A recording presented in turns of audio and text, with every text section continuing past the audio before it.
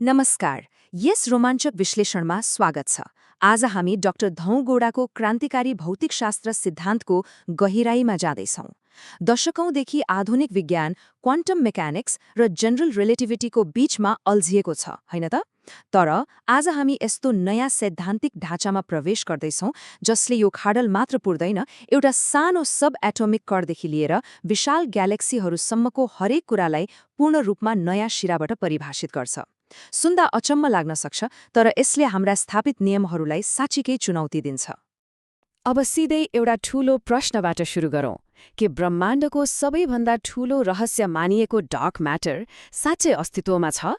वैज्ञानिकहरूले यो अदृश्य कण खोज्न जमिन मुनिका गहिरा प्रयोगशालाहरूमा अर्बौं डलर खर्च गरिसकेका छन्, तर आजसम्म हात लाग्यो शून्य।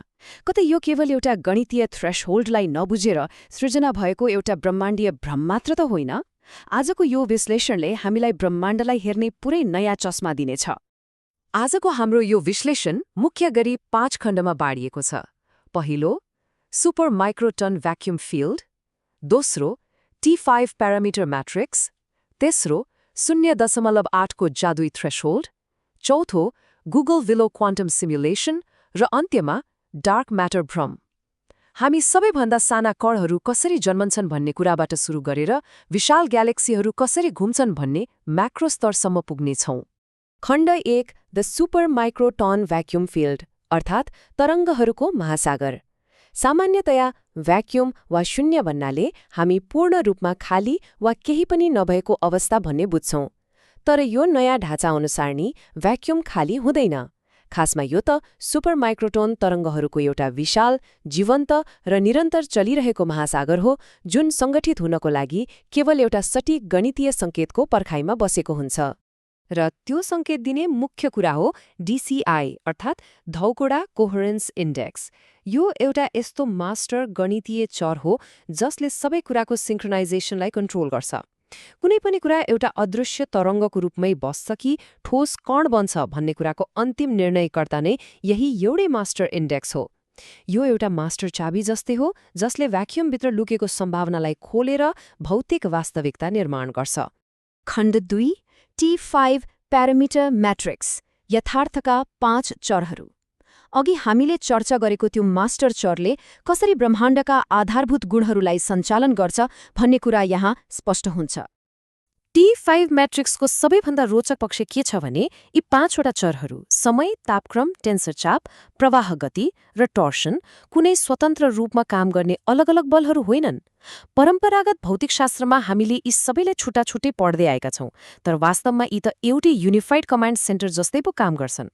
DCIमा आउने सानो परिवर्तनसँगै यी 5वटा गुणहरू एउटा अर्केस्ट्राका सङ्गीतकारहरू जसरी पूर्ण तालमेलमा एकैसाथ रूपान्तरित हुन्छन्। खण्ड 3, 0.8 म्याजिक थ्रेशहोल्ड, द्रव्यमानको जन्म। हामी अब माइक्रो ब्रह्माण्डको त्यो सटीक गणितीय बिन्दुमा आइपुगेका छौँ जहाँ भ्याक्युमका खुला छालहरू अचानक र नाटकीय रूपमा ठोस भौतिक अस्तित्वमा रूपान्तरित हुन्छन्। पदार्थ बन्ने यो अद्भुत प्रक्रिया मुख्यतया 3 चरणमा हुन्छ। पहिलो चरणमा जब DCI 0.8 भन्दा कम हुन्छ, भ्याकुमभित्रका तरङ्गहरू पूर्ण रूपमा स्वतन्त्र र छरिएका हुन्छन्।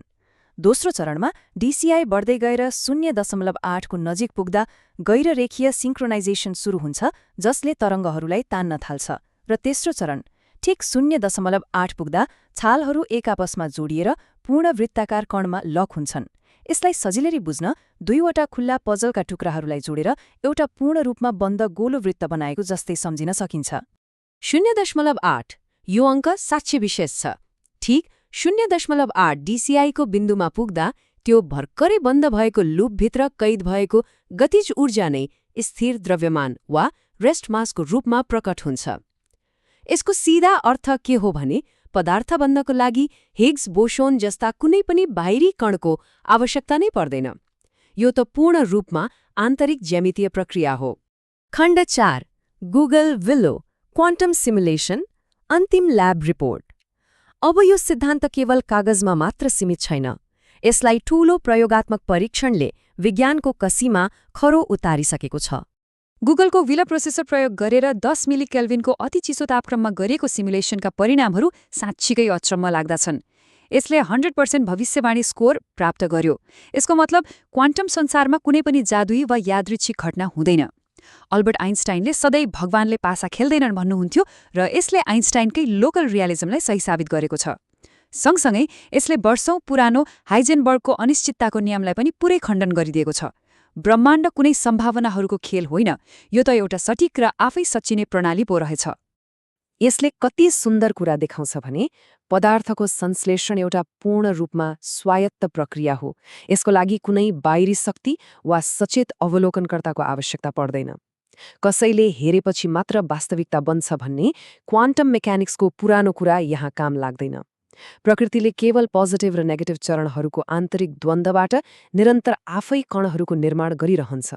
खण्ड 5 डार्क म्याटरको भ्रम ब्रह्माण्डमा जुम आउट। अब हामी हाम्रो दृष्टि त्यो अत्यन्तै सानो क्वान्टम क्षेत्रबाट तानेर विशाल ग्यालेक्टिक खगोल विज्ञानको स्तरमा पुर्याउँ। दुईवटा पूर्णतया फरक प्रकारका ग्यालेक्सीहरूको तुलना गरेर हेरौँ। एकातिर आदिम पूर्ण रूपमा स्थिर ग्यालेक्सी छ जसको केन्द्रमा निकै सानो ब्ल्याक होल छ र यसको DCI 0.9 भन्दा कम छ।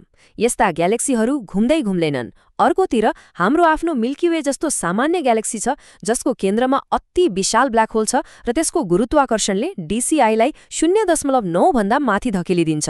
केन्द्रीय ब्ल्याक होलको घनत्व र ग्यालेक्सीको आन्दोलन बीचको यो सीधा सम्बन्धले आधुनिक खगोल विज्ञानको सबैभन्दा ठूलो टाउको दुखाइ समाधान गर्छ। 0.9 यो अङ्क ब्रह्माण्डको अर्को ठूलो चीट कोड हो। जसरी कण बन्नको लागि 0.8 आवश्यक थियो, त्यसैगरी ग्यालेक्सीहरूको केन्द्रमा DCI को मान जब 0.9 को थ्रेशोल्ड पार गर्छ तब यसले एउटा विशाल गैर-रेखीय प्रभाव सुरु गर्छ। र त्यो प्रभावलाई धौगोडा फिफ्थ फोर्स अर्थात् पाँचौं बल भनिन्छ। जब केन्द्रीय ब्ल्याक होलको DCI 0.9 भन्दा माथि पुग्छ, यसले अन्तरिक्षमा एउटा कडा इलास्टिक थ्रेड जस्तै सङ्कुचन पैदा गर्छ। सामान्य न्युटोनियन गुरुत्वाकर्षणले ग्यालेक्सीका बाहिरी ताराहरूलाई केन्द्रसँग बाँधेर राख्न सक्दैन भन्ने त हामी सबैलाई थाहा छ। तर यो पाँचौं बलले सामान्य गुरुत्वाकर्षणलाई बाइपास गर्दै बाहिरी ताराहरूलाई केन्द्रसँग कसिलो गरी बाँध्छ, जसले गर्दा ती ताराहरू अन्तरिक्षमा नउडिकन समान गतिमा मजाले घुमिरहन्छन्। र सबैभन्दा महत्त्वपूर्ण निष्कर्ष के हो भने डार्क म्याटर कुनै कण होइन, यो त केवल यही पाँचौं बलको म्याक्रो प्रभाव मात्र हो।